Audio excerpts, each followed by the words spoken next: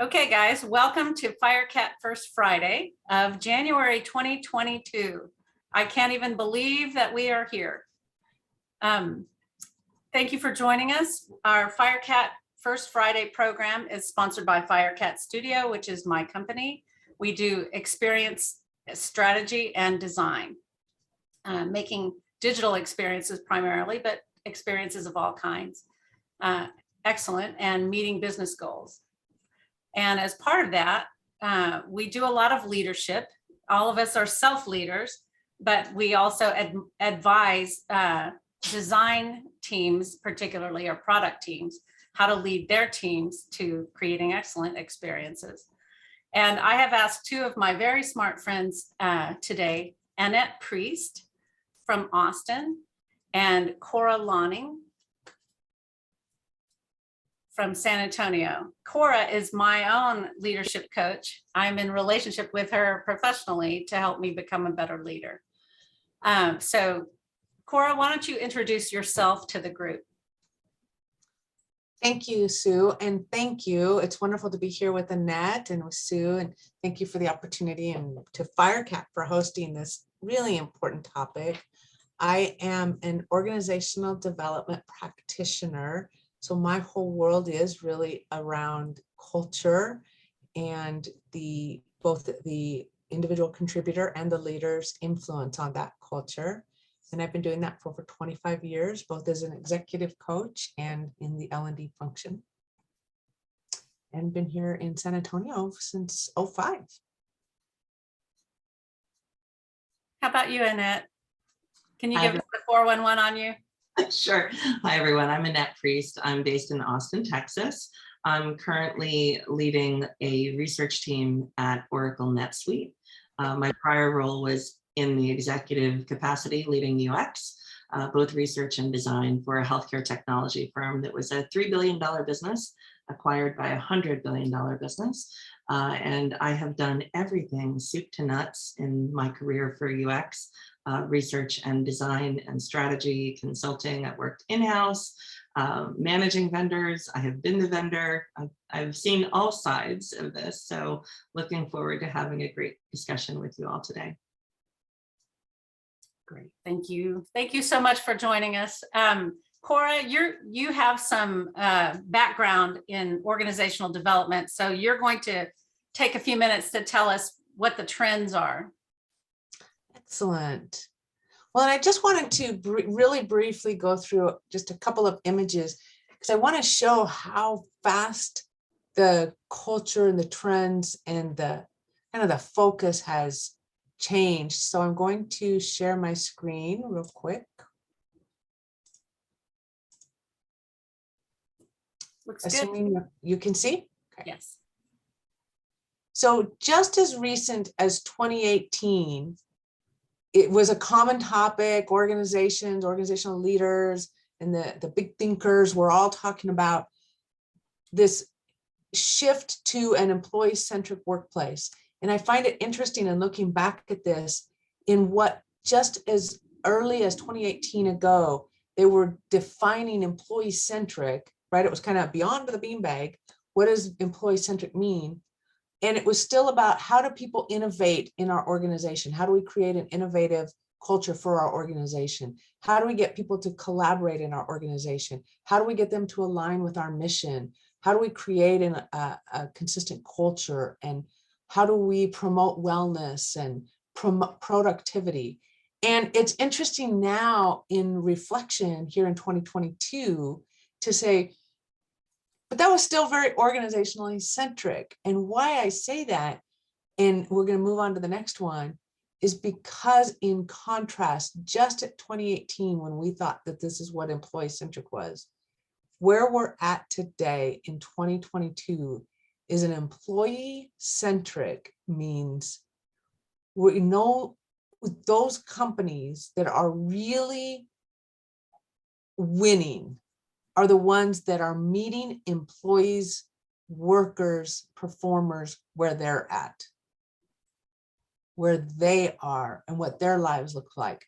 So instead of saying, you need to come here in our world and do the work we need, the way we need it, where we are, employee-centric says, who are you? What are your challenges? What do you need? What do you want to do? And where do you want to do it? And when do you want to do it? And that's a big flip, big flip. And the companies that are finding ways to do that are winning. So even coming out of 2019, looking at 2022, and this continued discussion about employee-centric says, well, we have to have technology. So well-being is really about onboarding people right, and really performance management. We have to give good feedback that they're performing well. And then you can see now we're starting to see some diversity and inclusion really pop up. If you remember back in 2019, coming into 2020, there was a lot going on at the beginning of 2020. Now, all of a sudden, we're starting to see a little diversity and inclusion. And we're going to have to be a little more flexible around with our employees, but we still need them to be engaged, and we still need them into our culture. We need to preserve our culture and leadership. And so we need to do the recruitment. We need to make sure people are mobile internally, that we are developing their careers, and we're providing learning and development. And I think that's so important. Even when we look at the learning and development piece, they were talking about developing the workforce, that 50% wanted just-in-time learning, and 33% of job seekers in 2019, 2020 said that professional development was important. But here's what we're starting to see, and I think this is important because this was in 2020. 83% believed that the development was their own responsibility. And 74% of the people feel they can drive their own career and that their employees support it. 94 said they would stay at a company if it invested in their career development. I think that's important. So now we moved into 2020 where they were talking about, hey, here's what's going to disrupt your company. Technology is going to disrupt it. All this data and the changes in the career. We're going to have all of these people are going to be changing careers and doing all this thing. There's going to be all of this diversity and generational change. That's going to be what's going to disrupt us. AI, cognitive computing, affordability, that's going to disrupt us. Explosion in contingent work. How interesting. In early 2020, they were predicting an explosion of contingent work, the gig economy, even then. And that jobs vulnerable to automation in the US would be 47%. This is cracking me up. Isn't this interesting? I did a similar employee experience strategy for a large financial services firm, and I touched on all these themes in 2018. But it's amazing to me that there's nowhere on here global pandemic. Right? Yeah. Or everybody wants to work remote. Well, that's on here though, right? Where's labor shortage? Where's labor shortage? Right? Yeah. Yeah. Yeah. So then it comes out 2021. What are trends? So coming out of 2020, going into 2020, companies are really working on resilience. Now we're really starting to say, well, we got to take care of our employees, right? Mental health is an issue. How do we build resiliency skills, mental health skills? Businesses, you're going to have to be proactive with the DNA, DE, and diversity, equity, and inclusion. You're starting coming into 2021. It's like, we got to be serious. It's no longer a mentionable, it's a requirement. That's a shift. And you know what? For the learning piece, it's no longer a support service. It's no longer a nice to have. We have to provide people the opportunity for personalized learning. People are serious about their career development, and they want more than just in-house. They want to be able to do it however they want to. They want to know what their career paths are, and they want control of that. And that AI is now a strategic partner in our human digital teams. In other words, not just the face-to-face teams, these big teams out. So that we're starting to see some change, right? And then here we are. I did not see this coming. What are we looking at today? We need a chief health officer at the C-suite level in companies. We need on-demand offices. What careers are we setting up for the Gen Z? We're going to see micropreneurs, workcations. Do you have employee activists, and do you support and promote that? Are you in support of at-home empires? What's an at-home empire? Recognizing that two things: people's empire is at home, it's not at work. They're building their life at home, number one. And number two, when they build that life at home, businesses can be run as an empire out of a home. But really, an at-home empire means I'm running my empire from my home. My empire is not at work anymore. It's not at a building that I commute to. My empire is at home. Thank you. And now we're seeing climate careers evolve. And here's a biggie: preventing she-cession. How many companies are losing women because they're not being treated with equity? And virtual first headquarters.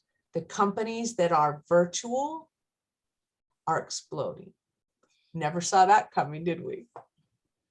So I just think this is fascinating. This is just fascinating. And so from SHRM, came out this year. SHRM stands for? SHRM is a Society of Human Resource Management. They're our global workforce. They speak to the global workforce. So they are the Society of Human Resources. And this will come out. This is a global report. 80% of company leaders intend to permit remote work. 40% intend to allow employees to work remotely full-time. And 30% say they're willing to hire workers who are 100% remote and live anywhere in the US or internationally. And only 12% were receptive to that before the pandemic. And That's it's not going to be possible to claw back remote work from people. It's I think I've seen quite a bit of that chatter on LinkedIn. right. You know, well, we'll be able So- to phase this back out. It's like, yeah, no, you won't though. Not So with the as- labor market the way it is now. Right. And so my final one, and then I want to open it up for discussion, that SHRM provides, hey, they have all these resources, and I just, picked some of these. COVID-19 as a pandemic shaped the future of work. It reshaped the employment deal. It really did. And we have to change our workforce planning, and we have to provide resources for remote work, and we have to learn how to manage and offer and create flexible work arrangements. And that's not just remote, because many industries you still have to work hands-on on location, but how are you providing flexible arrangements? And it's that shift from I want to manage and control you to leading through outcomes. It's a very big shift. Leading on the outcomes, not trying to control an individual. Which is what we all wanted to be managed on anyway. All right. Yeah. All right. So what thoughts? Yes, Sherry, it is an employee market now. Correct. Annette, did you have any comments on the thoughts on what was presented? Yeah, I love that you were mentioning continuous learning and personalized learning. I think that's a big part of it, right? So I think one of your earlier slides was alluding to the investment in employee development, and that's a key reason why employees are willing to stay. You know, people want to bloom where they're planted, but you know, they need to be in a pot with enough dirt. You know, if they're root bound, it's not really that great. So making sure that folks who are coming in have room to grow, to change directions if needed, to you know, make a lateral move, to and to have the resources available to give them the skills that they need to go up to the next rung. I love that. Yeah, I agree. I agree that organizations that are really providing, when I was pulled up the top growth organizations for 2021, and it would say, you know, what is the best thing that employees are reporting? Interestingly enough, to your point, a lot of them were paid tuition, offered tuition. And so it's not just a robust, traditionally in the past, we saw a robust internal L&D program. It's companies saying, to your point, we really support your growth. I think that that's a key opportunity for a lot of leaders, right? Whatever level you're at, just having a conversation with somebody about where their interests are, where they want to be going, that information alone can help you direct opportunities that are relevant and interesting to them. And it can also really just help you connect with folks at a different level. It's something that's super simple, it's free, and it's amazing how many people don't do that. Right. It's really a shame. I wanted to touch on too, Cora, you mentioned the at-home empire. There's been so much chatter over the years about work-life balance, and then some companies have even said, no, it's not about work-life balance. There is no balance. There's only work-life integration. I think I love that. I think that now they're seeing the flip side of that. Yes, there's work-life integration. There's this meeting with the dog barking and somebody's baby crying, and Right. the laundry going in the background, and all of, you know, people coming over, repair people ringing the doorbell, and deliveries, and all of that, right? Yeah. Because there's finally this acknowledgement that out of necessity, that like, your life is happening now. It's work-life integration, but from the other angle, perhaps. So, you know what I love though, and then I want to get to Chris's question, but what I really love is there's been so much research around, as my dog walks in the background. What I love about the current times is there's been so much research about what work-life balance is. But when we have flexibility and people are able to spend time with the relationships in their life and their work and integrate those in a way that they can enjoy both. So if I work even if I get up early and I work from 6 to 9 a.m., and then I get to go to my child's recital at school, and then I come back and I do some work, and then I take my dogs for a walk, and then I do some work, and then I do some laundry, that's way more balance than I have to leave, miss out on all of that, and then I got to come home, then I got to do my chores, and then I'm stressed, and then I'm, you know, trying to do this. That is a different kind of balance. yep. And I think that's a good transition, Annette, because if you can respond, Chris has a great question about quality of work. Yeah, let's hear it. Chris, do you want to come off mic and say it? Yeah, I'm here. He's in Florida. Oh, sorry. It's all right. I'm here. Do you want Can me you to hear me? ask your question? Or are you gonna? Yes, please. All right, he said, I presume quality of work comes up when transitioning to remote. How do they handle that? So that's the big fear with remote work from a leadership perspective. They're used to managing by butts and seats. They're like, That's right. were you here at 8? Did you stay till 5? You know, it's like management by walking around, which is something you had to teach people to do, right? To actually go meet the people that you work with and care about what they're doing. But once we take that away, then they're worried that they're going to be redundant or not needed, right? I think that's one of the fears underneath it. What do you guys think? Yeah, I think that even with the management by walking around, I think there's a little bit of laziness in that, right? Which is why everybody has had the misfortune of working with that guy who you know, might be a snappy dresser, you know, and have a good haircut, but doesn't, you know, really earn the respect of his colleagues, right? Or her colleagues, right? Everybody's had the misfortune of working with a person like this, right? And I think it's going to be harder for those people going forward, right? Because how do you phone it in on Zoom? You know, how do you phone it in when people are looking at a different set of metrics? They are looking at the quality in a different way. So yeah, that's my take on it. I don't know. What do you guys think?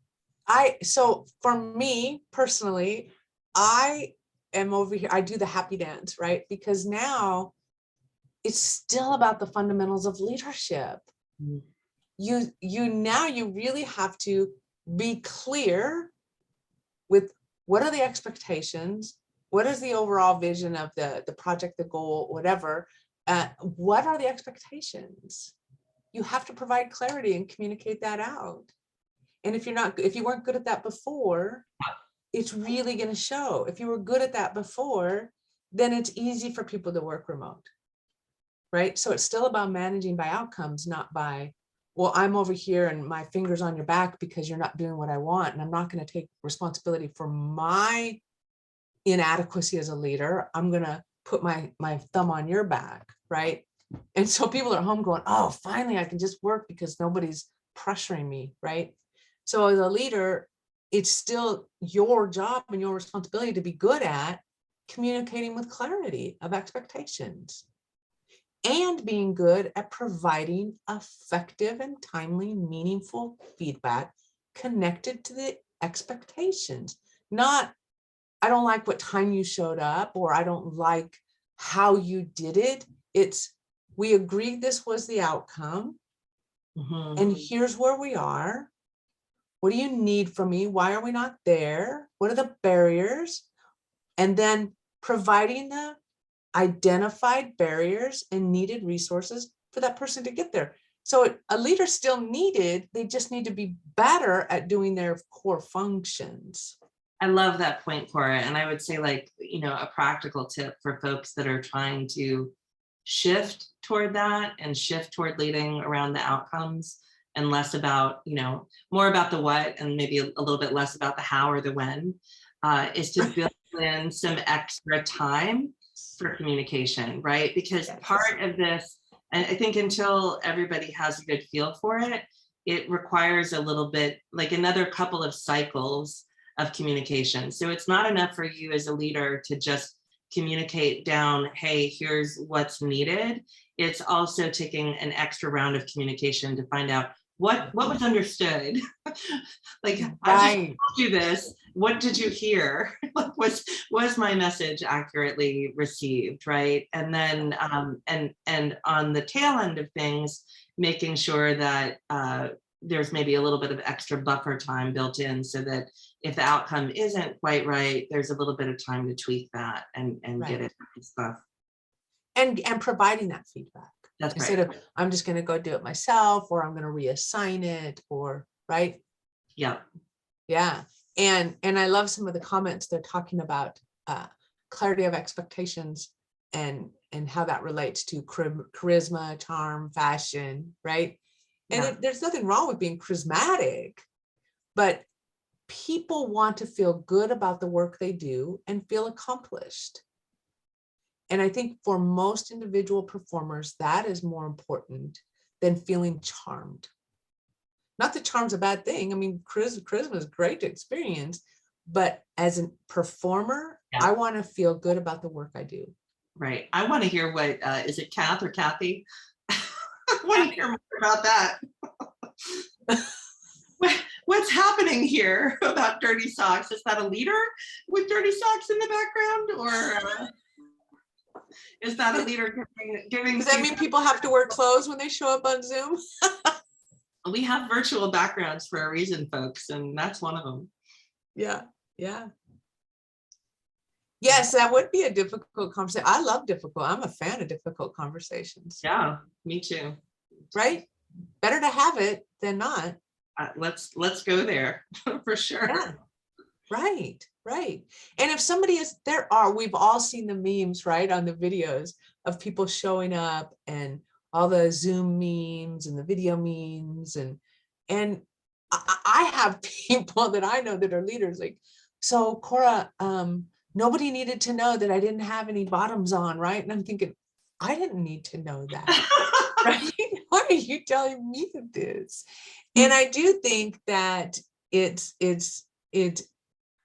we still have to have conversations, whether people are working remotely or not. And I love to hear Kathy's here to hear her thoughts on that. Well, I think, so often when we work remotely, we work at different hours. And so we can get called in to have meetings at the last minute. And our offices may not be set up based on where we're living or what we're doing. And there always has to be a different set of process checks. And a lot of leaders don't like that because they're out of control. Like they can't really control, what's happening in the background of somebody else. They can't control whether or not the employees have a good chair or a adjustable desk, and so they're going to have some of these really difficult questions with employees about how they're setting up their offices so that they can be most effective and not become ill because of repetitive motion problems or back problems because they're sitting on a little stool. And those are kind of awkward, difficult questions to have. I'm a professor, and so I hear some really wacky stuff from students about, things that are happening with their family. I have some students that have shut their brothers and sisters in a room that they were trying to care for so that they could be in class. And then you hear little kids beating on the door, let me out, let me out. I mean, I'm not kidding. I mean, that's really happened. I have other students that tell me that they go to bed with their computer in bed next to them so that when the alarm goes off, they just flip the screen up and then they can start class. So having to help them. Just-in-time learning right there. Yeah, just in time breathing. Yeah, I mean, I'm glad. But then teachers are having to deal with, here's somebody laying in bed, unclothed in class. Yeah. Right. Well, and this is your future workforce, right? Because they've been doing remote learning for several years now, and they're going to step into the workplace, and they may think that working remotely in the workplace is the same discipline as what they did when they were in college. Mm-hmm. And we know that, and when we're in college and we're wearing sweats to class, that you don't wear those to your work.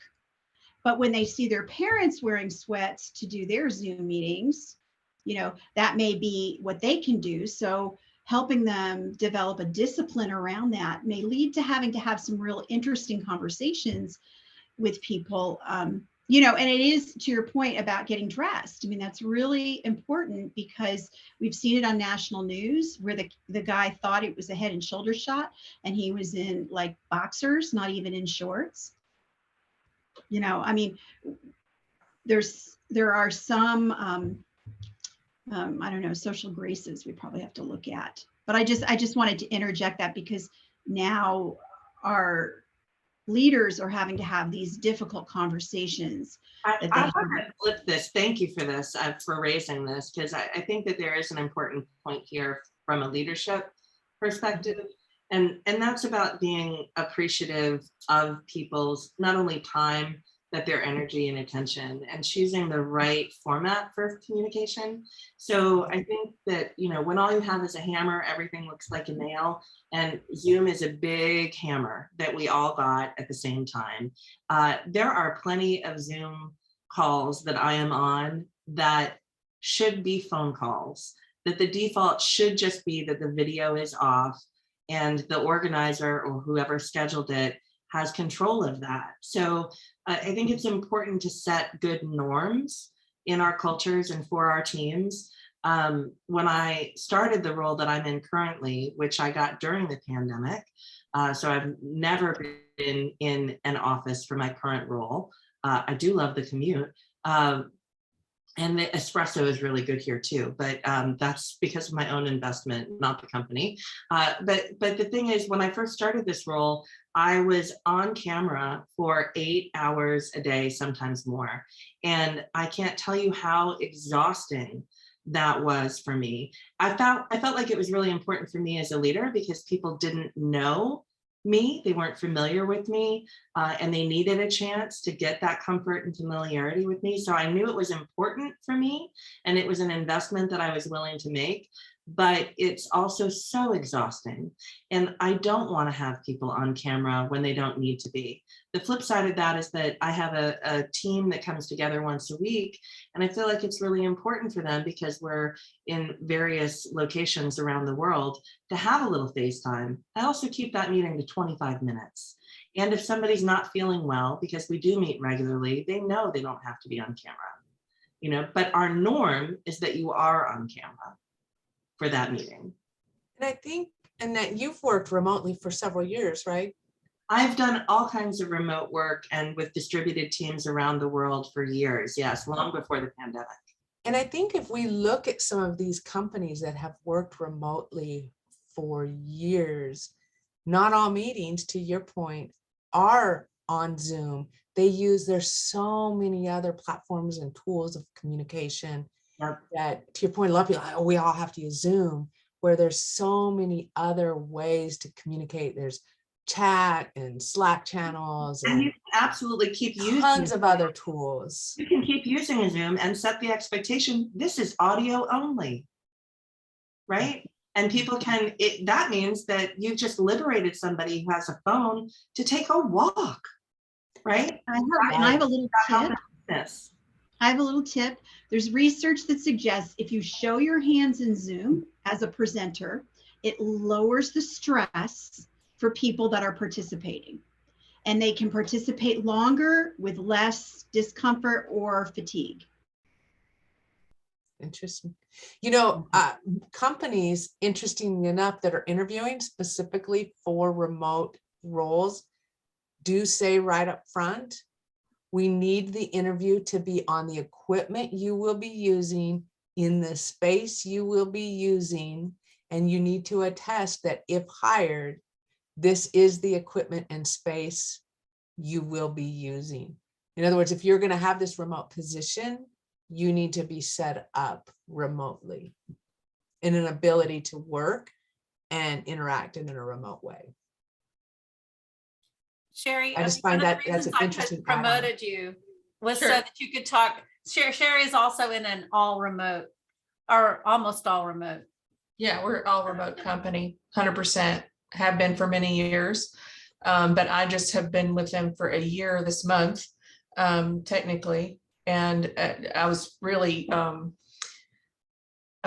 resonating with the information y'all were saying earlier about the things that the companies do. They are paying my insurance 100%, which is like, wow. Not only are they paying me well, but they're paying for my insurance premiums 100%.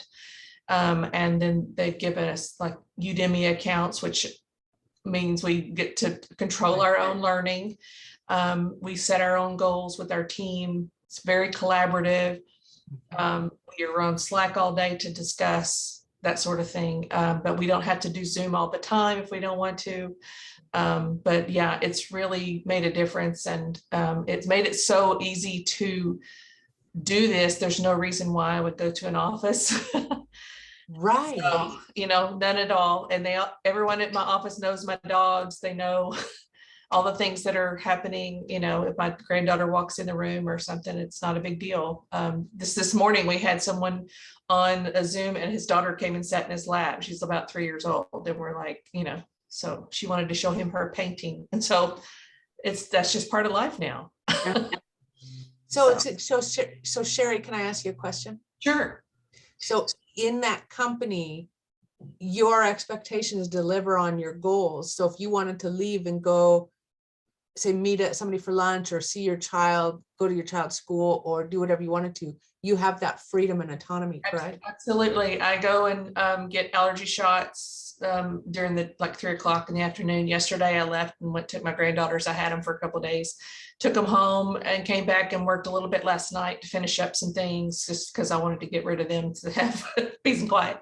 But it's like, yeah, I have a lot of flexibility with my hours and sometimes I don't log on until 10 a.m. So just depends on what's happening. So what is the likelihood you would go back to a traditional company that asked you to work in their way?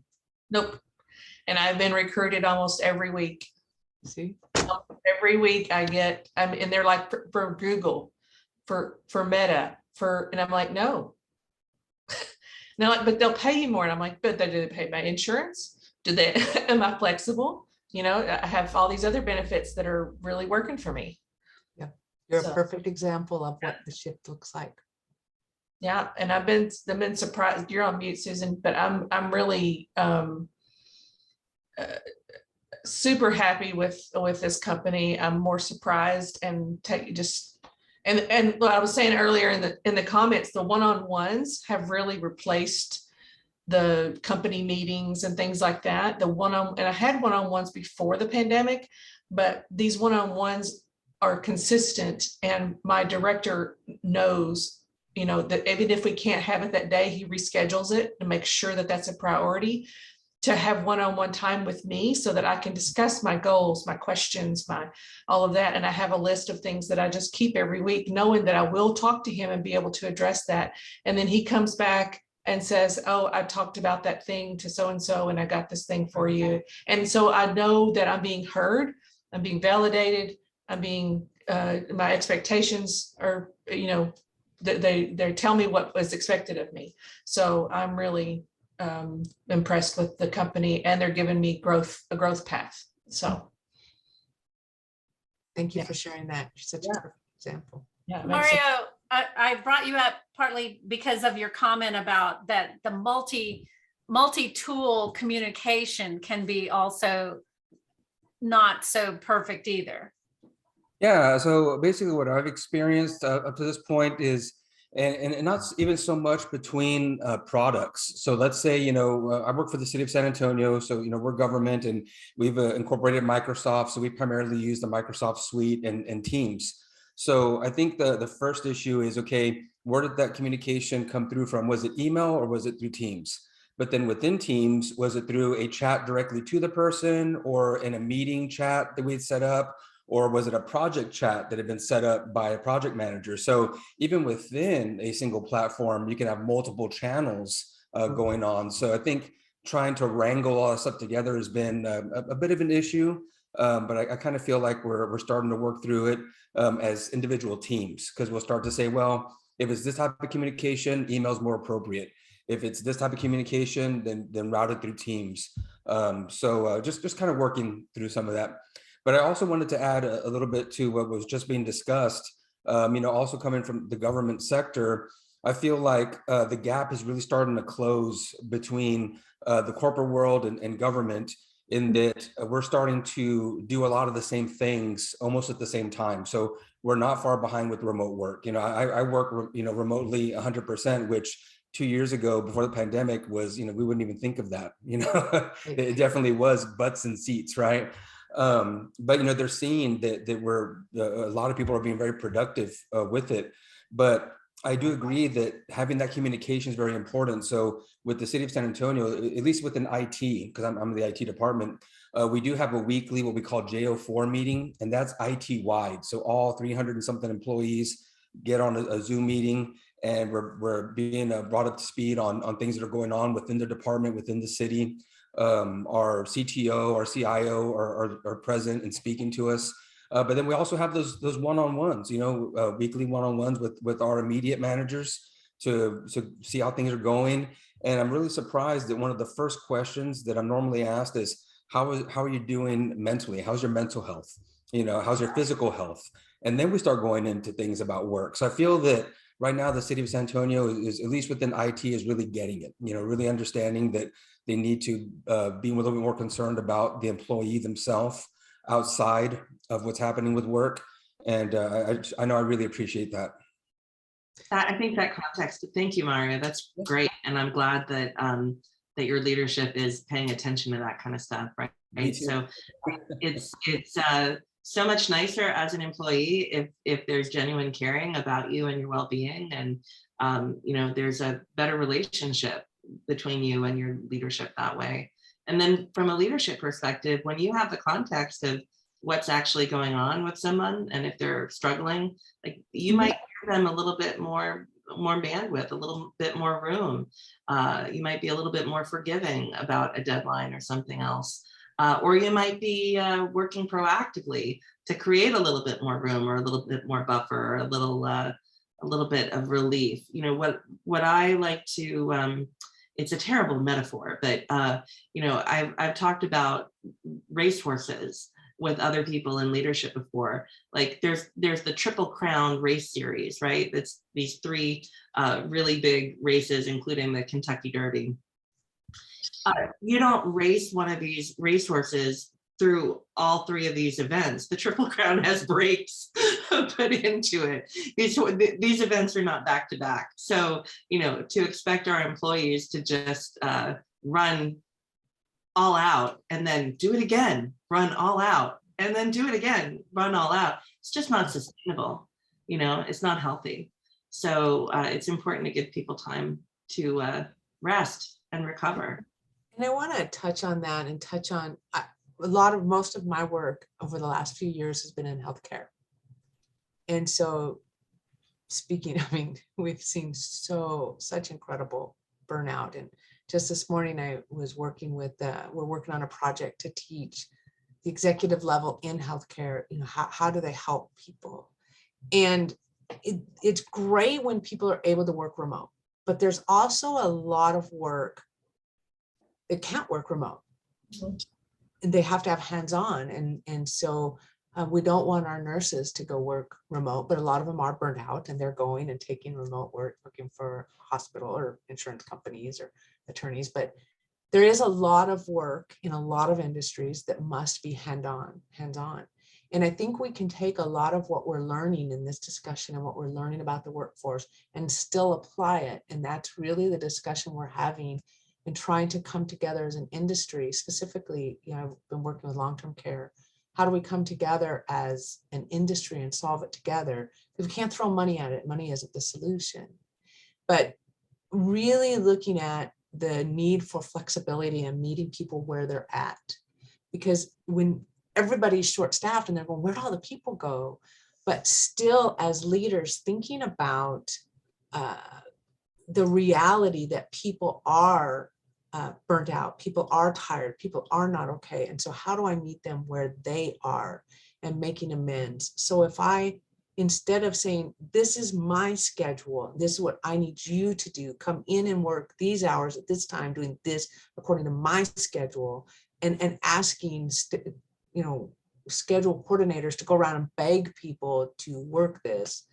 It's different to say, let's just be an in-house staffing agency, and we're going to post all the available schedules, and we're going to break it down instead of being 8 or 12-hour shifts, 4-hour shifts, and you pick up the ones you want. If you want to work a 4-hour shift in the morning and then go do pick up your kids or take care of a medical appointment or whatever you need to do, and then you can pick up another 4-hour or 2 4 hours. We're going to meet you where you are and understand you have a life, and we want you to have your life. Yeah, I love that, Cora. There was an excellent piece in The Atlantic recently talking about slow work. I highly recommend checking that out. And part of the challenge with that is that it requires a totally different set of management skills and approaches Yes. to manage that work. Now, it's a much more humane and sustainable way to work, but it does require extra work and different work from leaders that happen.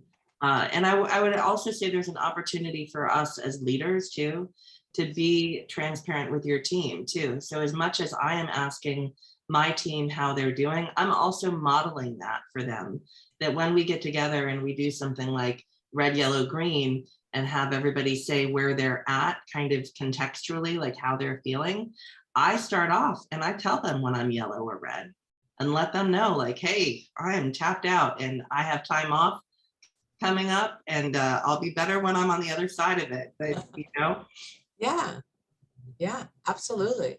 That's Absolutely. important modeling too. yeah. So that gets to the whole Brene Brown being vulnerable and honest and That's right. and all that. I really I think mean, the encouraged to pandemic do made us that. all real, made everything more real instead of the masking. You know, we're all like, it's okay to be human. Yes. Yes. Yeah. Hi, Ryan. Glad you're here. Hi, Cora. Hi, Annette. Hi, Ryan. Hey, Sherry. Hey, Susan. I have lots of familiar faces. Nice to see you. Thank you so much for sharing. Yeah. I was, when we were prepping for this session, I was doing a confessional to my two advisors here and saying that I didn't feel like I'm a good leader. And they asked me, well, maybe it's because you haven't had good leaders. And you were the example of a good leader that I gave. Well, that's very nice. I worked of you to for say. Ryan for a while. And what some of the stuff that I was saying you did well was you would present me an opportunity for using my skills and just hand it to me. Like, here you go. You supported me in it, but you didn't tell me how to solve the problem, which I really appreciated. I like solving problems. Right. I appreciate that, and I appreciate the kind words, and it's in all honesty, me just trying to do what was modeled for me. I was very, very fortunate, probably too like early in my career to kind of recognize it, of not just being around a leader, but I think an organization that was comprised of leaders and rigor and maturity and would provide like wonderful fences, but then say how you play. That's why we've hired you. You go figure it out.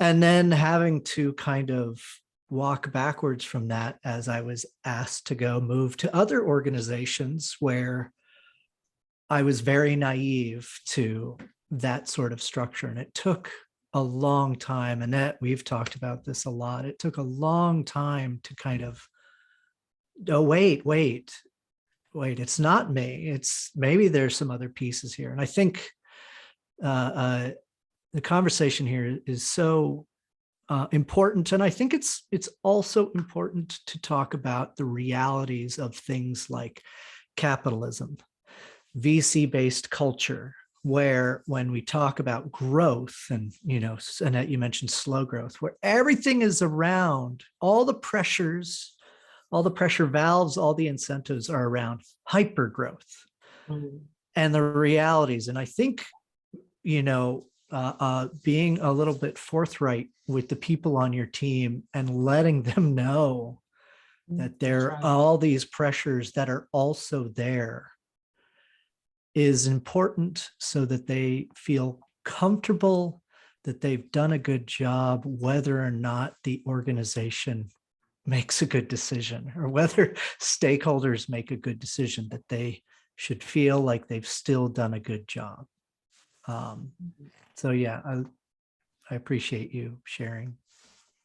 Yeah, touching on that, I think like that's one of the interesting things, right? With publicly traded companies, there's a lot more pressure to perform for the stock market, right? It's all about shareholder value.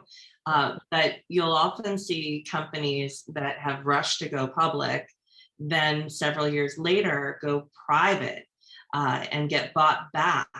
And that's because it can be a crazy way to work, right? And it's such a narrow horizon of what's next in terms of the market and those quarterly earnings results and things.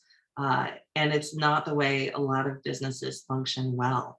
And good long-term businesses tend to have a much longer, much broader horizon and a different pacing about things. And they value things a little bit differently too, that way. So Yeah, I could say my company is a privately owned company that has merged with several others for their benefit and keeping it private. So that's what allowed them to do all those extra. and they get to maintain, yeah, they get to maintain control of how they're running the business. Mhm. When they do it that way, and they're not at the mercy of the market. Yeah. Yeah.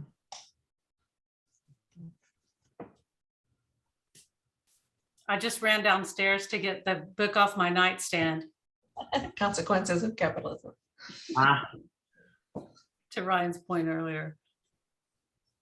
Yeah, I think what is just really fascinating to me is I do think that there's so many companies that are still grounded in a traditional mindset. And it's interesting to see them looking around going, who sucked all the workers out of the workforce? Where did they go? And they're asking that, literally asking the question, where'd all the people go? And then you have other companies that have adopted themselves to this new workforce, and they can't onboard people fast enough. And their growth is just exponential. And so it's really interesting to see how much employee choice is driving the market. Mhm. I You know, think it's- that's fascinating. You know, what's fascinating too, Cora, to pick up on that is I think a lot of companies are now being exposed to a lot of very mediocre managers and leaders that they've tolerated in this That's- old mindset that has, you Yes. know, not really hit Yes. the bottom line. And then Yes. suddenly this big event happens and they're left to kind of look across and go, oh, wait, oh, Yes. wait, right? And it's been interesting to see. Do you think it's Even going to in- result in a meritocracy? Uh, Or is that a little too much? that word is already polluted, Susan. yeah, yeah. That word. Yeah, I think there's lots of things at play, Susan, to just make that call, I think. Yeah, but I think the pandemic accelerated the frustrations and I'm going to do what makes me happy to a lot of people.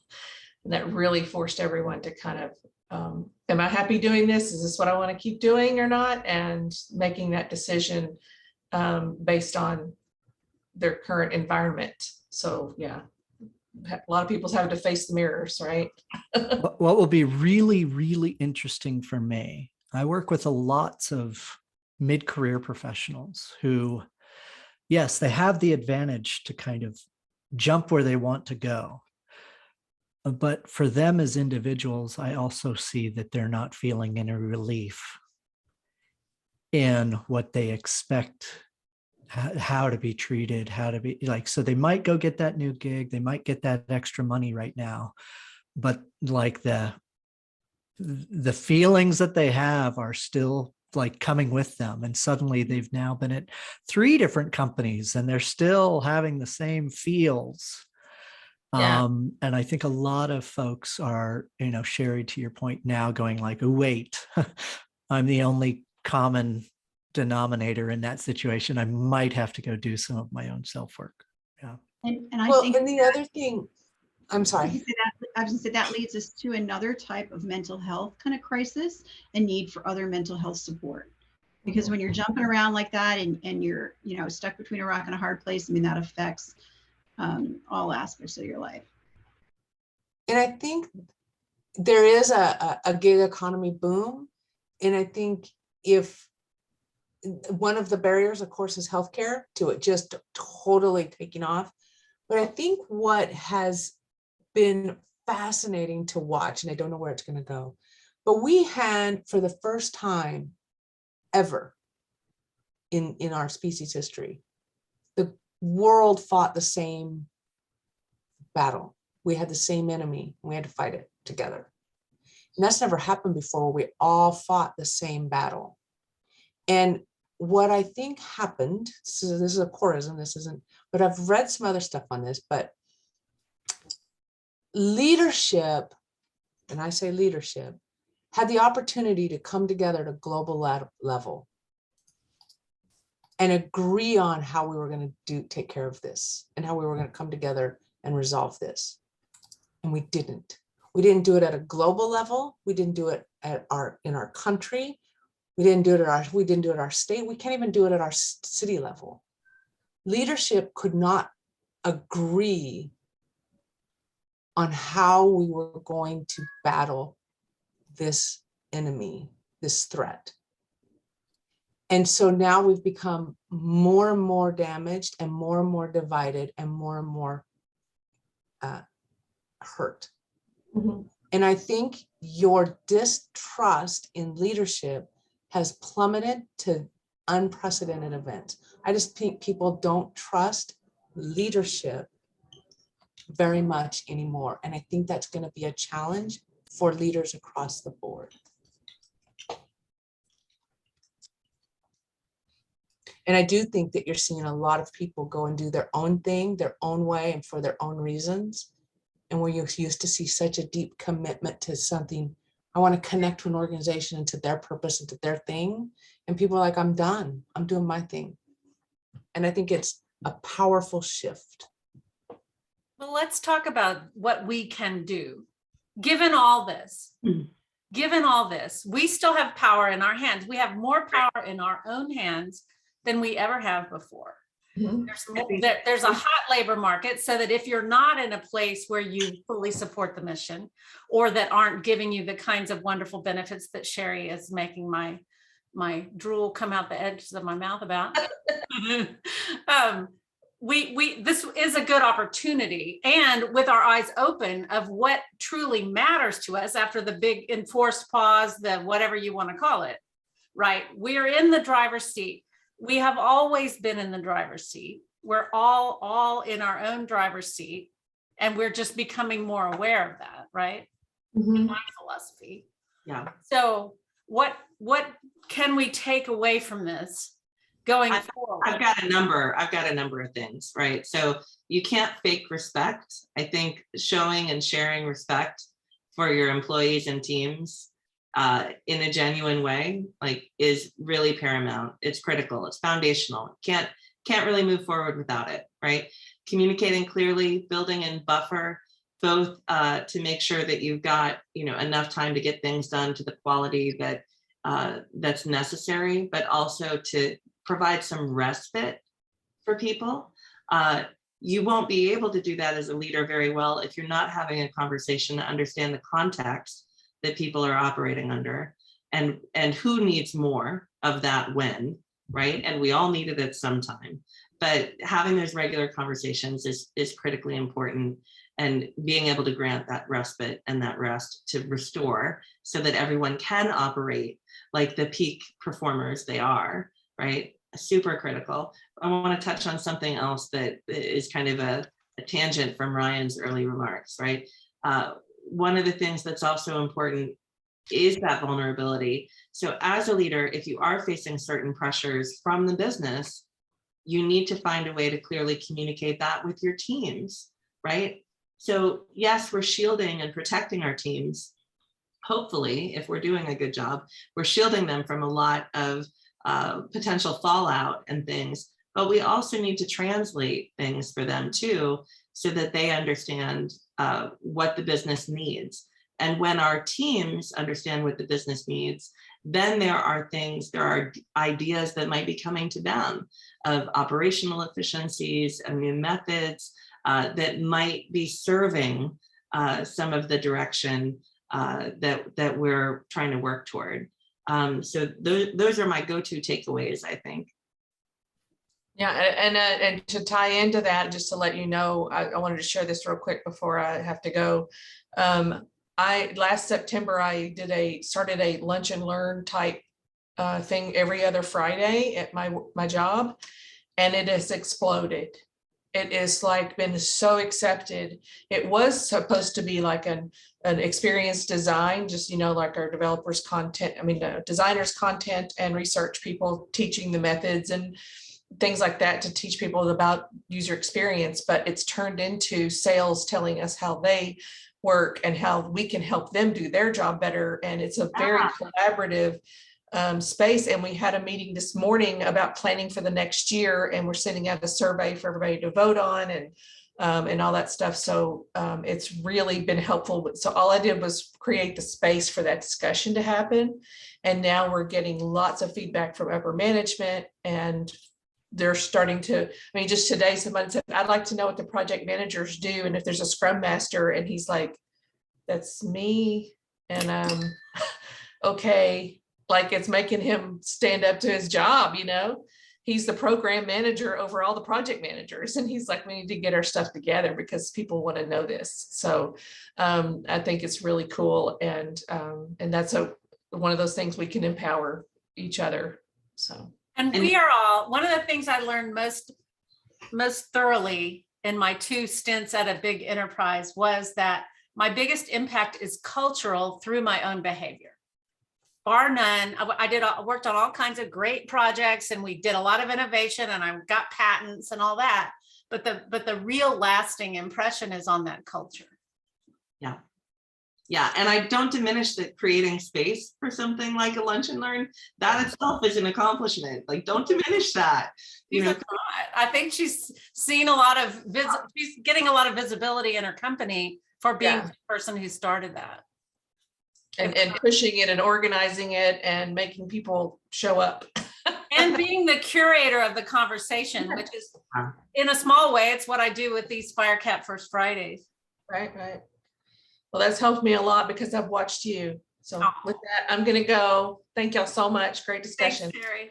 All right. Bye. All right. It is after 1. So let's wrap up. Do y'all have any final wisdom bits? Go forth and create the career and life that you want, and it's all possible. I just want to say, as a leader in change, you know what? 90% of leadership is listening. I just want to throw in that, you do things the right way for the right reasons, and be honest about it, and nothing but good things are going to happen. You're honest with your team as to what the expectations are, and I think so many people are very jaded, feel that they're not getting the truths about a lot of stuff going on right now. So the more honest you can be with them, the more comfortable they feel. That's perfect. Annette, final thought? I think just trust and respect, right? Trust your teams to run with the baton when you hand it to them, and to bring it in on time. All right. I haven't picked a topic for February yet, but if you signed up for this, you'll get a notification when I do. Thank you, Annette, Cora, Mario, everybody who attended. Thank you so much. This has been delightful. And we will see you next Firecat First Friday. Bye. Thank you, Sue, for hosting.